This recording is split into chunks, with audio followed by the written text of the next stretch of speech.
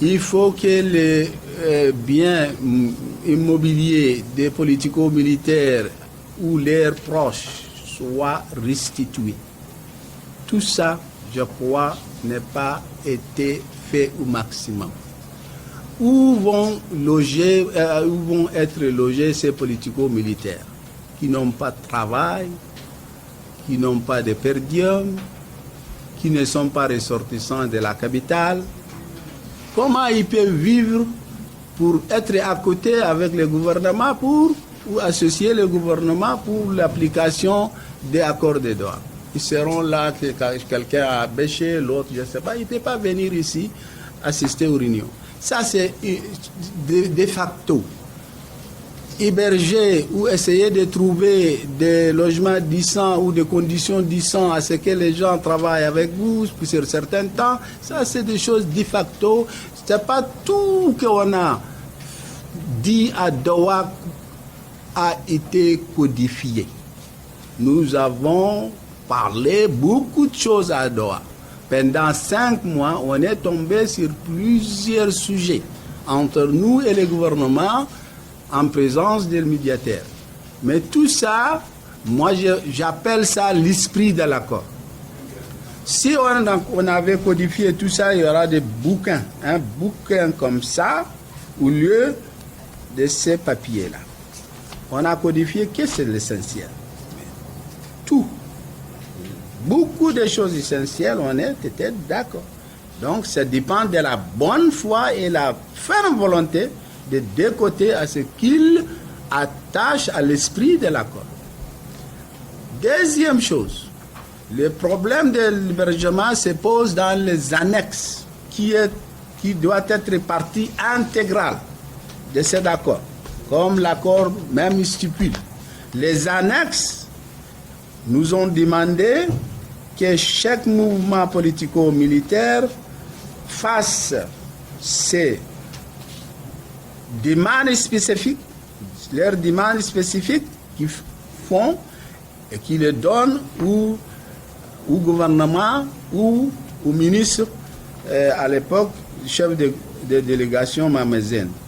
Donc, ces annexes, il y en a beaucoup qui ont mis les problèmes d'hébergement. Et ils ont là, Kibzabo, il connaît très bien ces annexes. Et le direction, ou je ne sais pas, le chef de l'État, il sait qu'il y a des annexes, des demandes spécifiques que certains ou beaucoup de politico-militaires avaient écrit comme des annexes, ils ont fait leurs demandes. Je ne sais pas. Si certains ont eu, certains ont, c'est vrai, bénéficié de tout. Hein. Certains politico-militaires avaient bénéficié beaucoup de choses. Et d'autres nulles. Ok. Moi, je ne vais pas dire beaucoup de choses ici. Juste, je vous ai dit, je vous ai annoncé la création de cette structure. Les structures demandent beaucoup d'efforts des uns et des autres, c'est politico-militaire ou autres, ouvert à tout le monde. Nous allons frapper toutes les portes, les partenaires, les gouvernements, les Qataris. Nous allons parler aux Qataris nous-mêmes. Pourquoi le mécanisme qui régule l'accord de paix de Doha, c'est-à-dire les mécanismes ou les commissions ou je ne sais pas, les comités qui évaluent les décrets d'application d'accord de Doha, n'ont pas été créés jusqu'à maintenant. 9 mois presque, ou plus, n'ont pas été créés. Donc, on se réfère à qui? À personne. Ils nous ont laissé comme ça, les gouvernements à part, ils cherchent ses intérêts, et les politico-militaires, ils sont là dans l'embarras. Donc, sans la création des comités internationaux, il y a un comité international, des comités internationaux qui veillent sur l'application de l'accord de paix, il y a une commission nationale sur les DDR, il y a un comité international sur la DDR, l'application de DDR, et quand même il y a une commission de liaison qui est commission nationale aussi. Et il y a un autre volet qui est très important, qu'on ne parle pas beaucoup, et qui est important, la justice transitionnelle.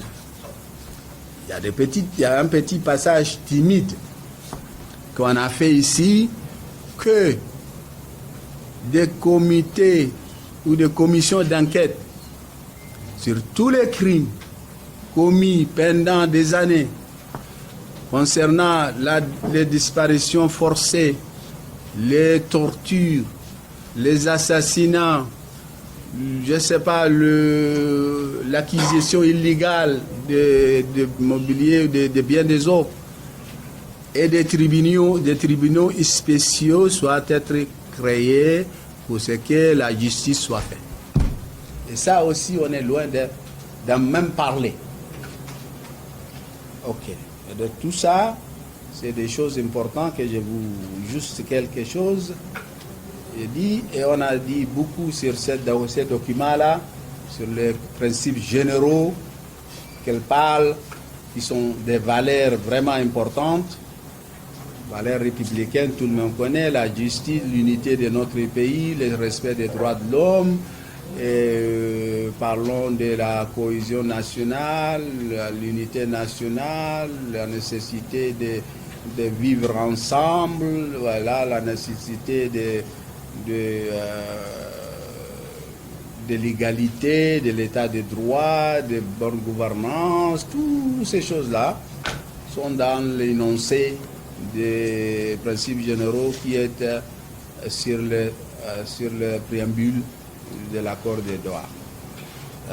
Je m'arrête là parce que je vois on n'a pas le clim et chacun veut aller rapidement faire d'autres courses. Et si vous avez des questions, quelques questions, je peux répondre, mes collègues peuvent répondre.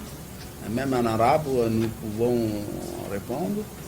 Et je vous remercie infiniment encore de votre vraiment présence et de votre audace. Et je constate que vous avez beaucoup d'intérêt à suivre